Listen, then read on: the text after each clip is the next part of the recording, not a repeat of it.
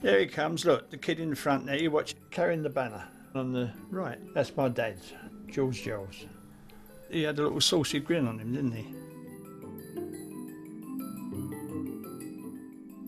It looked like him, it's the expression on his face. Saucy little what's it. His mother was in service in a house, big house, you know. And it's more like a maid, but as far as I know, she was French descent. She was working all the time, and she looked after him, but she couldn't look after him a lot, could she, really? He had no father to look after him. So you had to be hard to live like that, didn't you? When you think about it, those poor kids, it was no joke, was it? To think what they had to put up with. I'm glad I wasn't there. Going from London to Manchester, it's a long way away for a kid, wasn't it? It's like going to a foreign land, wasn't it? They looked after him. Quite possible, if he was at home, his mum couldn't buy him clothes like that, could she? He was a jolly sort of a fella. I'm looking here for my dad's name, George Giles. Half of that page is Bethnal Green. They could have been without family, couldn't they, and all sorts. Sent away to this home. That must have been the only one, I say, that were suitable for these kids, because it was quite a large place, I think, wasn't it? I feel sorry for him, really, but then again, it didn't hurt him, I don't think, because he turned out to be quite a normal sort of a man, you know. He was good to everybody. He had a good heart. He worked hard. And look what he finished up with. When he was 46, I was 9.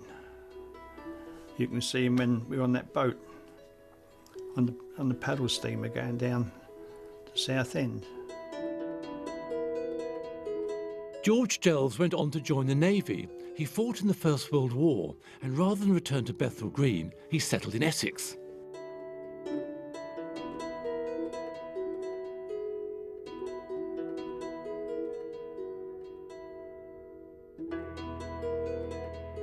By 1904, Mitchell and Kenyon's camera crews had become a familiar sight to crowds all over the northwest of England. But they weren't trying to make a social record or an arty documentary about Britain at that time. They were simply businessmen making money.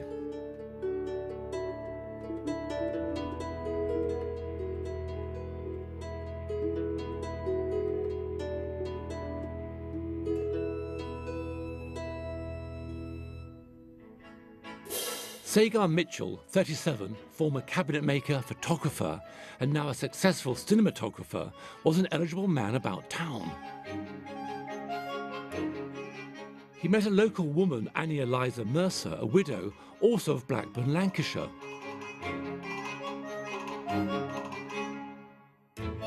They were married in October 1904. Precisely 9 months later, their son, John Bretherton Mitchell, was born.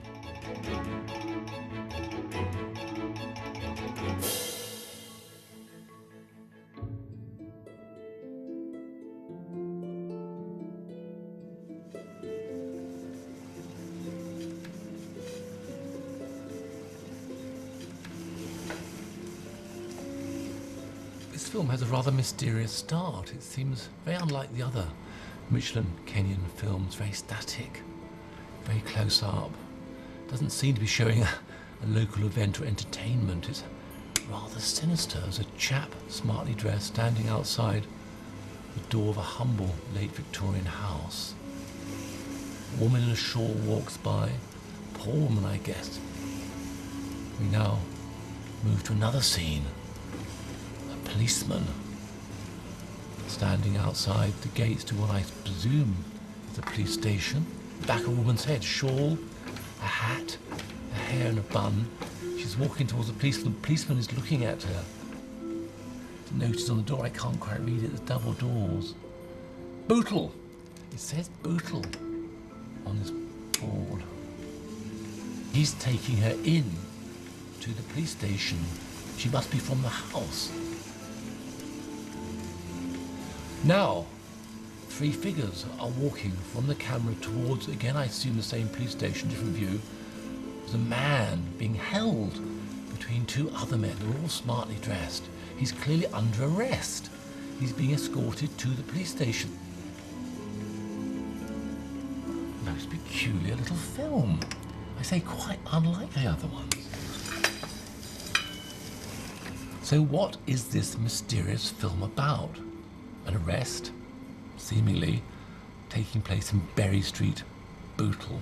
And all the film says on its first frame is, Gaudi. What can that be? Gaudi.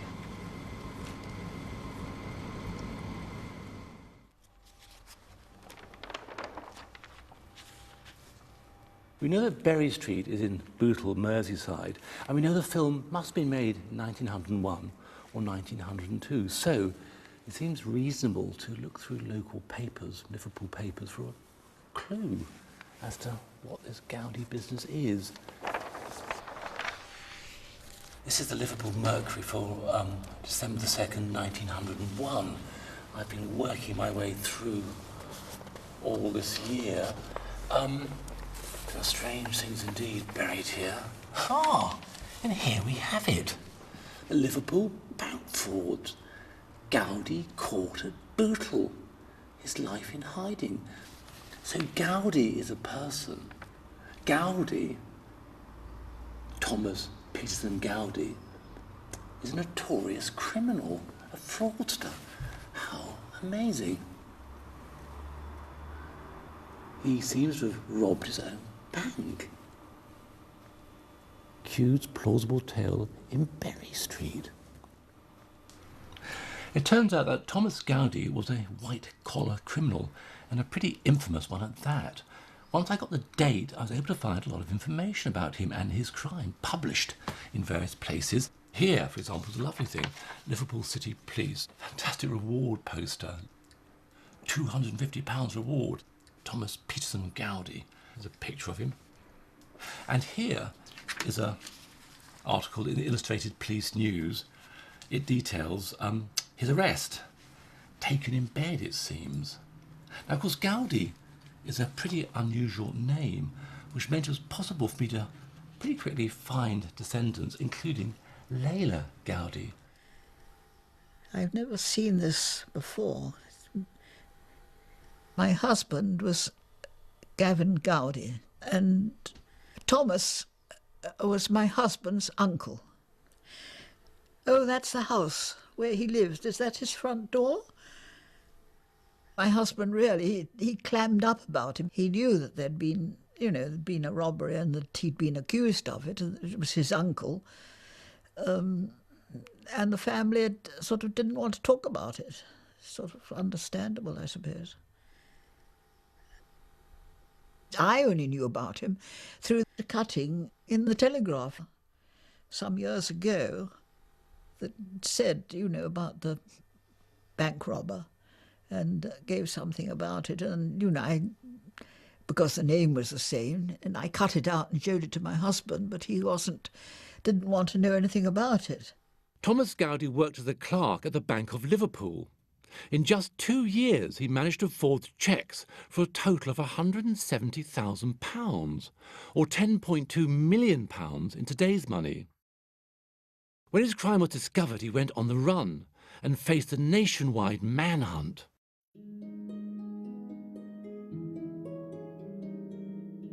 When he was caught, the Liverpool newspapers took great delight in pointing out that the master criminal, who seemed to have disappeared off the face of the earth, was in actual fact hiding out in his lodging house, which was just over the bridge from the police station. His landlady, Mrs. Harding, had been tempted by the £250 reward. She picked up the equivalent of £15,000 today. Detectives Dixon and Wardle popped across the road and arrested Gaudi while he was still in bed. Gaudi had in fact been leading a double life. Quiet bank clerk by day and a ladies' man with a compulsive gambling habit by night. He had himself become a victim of a gambling gang. Berry Street's now rather like an industrial estate. The houses here were demolished in the 1960s, so very little survives from Gaudi's time. The bridge, that's still there. Very handsome it is too, actually. Now, Gaudi's lodging house was just over there, where that low building is, the chap coming out. That's where Gaudi lodged. Right here in front of me was this splendid hotel, the Royal Standard. Entrance here, big beer barrel hanging up there. Now, the stairs to the road above survive, are reconstructed, but generally in their original form. This is where the crowds gather to watch the scene. Now, this is good. Over there is the police station. Recognise that. Dominates the scene. Gaudi was tried at the Old Bailey and got 10 years hard labour. He died at Parkhurst Prison on the Isle of Wight, aged only 34. The story, of course, led to great shame for the Gaudi family. My husband said that the family crippled themselves financially and paid the money back. But the amount of money that's mentioned, I mean, they wouldn't have been able to pay that amount back. He must have known that what he was doing was dishonest. But he thought he would pay it back. This is the downfall of so many people, isn't it? And, you know, he came from Shetland, he'd gone to school, he was well educated, but he wasn't used to any of the sort of dirty ways of the world. And unfortunately, he got into the hands of these gamblers. I feel that he was a young man, easily tempted and alone, that he had no one to turn to, and I felt terribly sad, really, for him.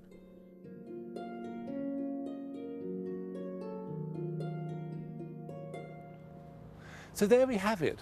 The film Mark Simply Gaudi was in fact the first crime reconstruction in film history. It was truly pioneering because it used actual locations and people who were involved in the real incident.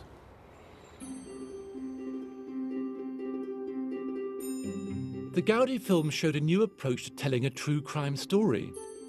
Along with the showman's novel techniques, the audience's tastes were changing. They were becoming more sophisticated.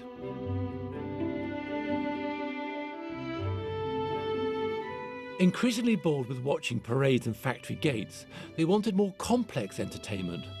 The thrill of seeing themselves on screen was fading.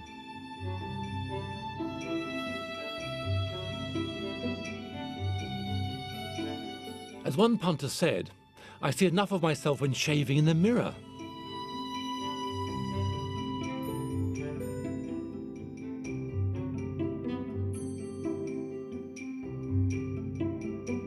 Audiences wanted a more structured night out, and by 1910 a new type of moving picture experience was being offered. George Green, a fairground entrepreneur, spotted a gap in the market for refined entertainment in purpose-built palaces, and he started building cinemas.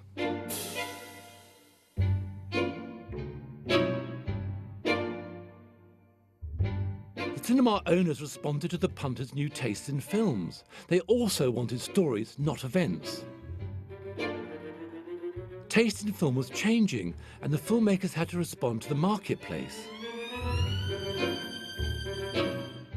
The star system was starting in America, with celebrities like Lillian Gish and Mary Pickford. Charlie Chaplin had just arrived in Los Angeles to begin his film career. Back in 1901, Mitchell and Kenyon's local films had been the top of the bill. Now, 10 years later, they were just a filler between the dramas.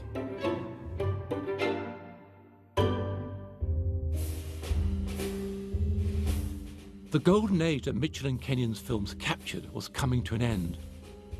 The European states were getting themselves ready for an inevitable conflict. In Britain, the steady march to war began with small steps. Militarised youth groups had been established all over the country.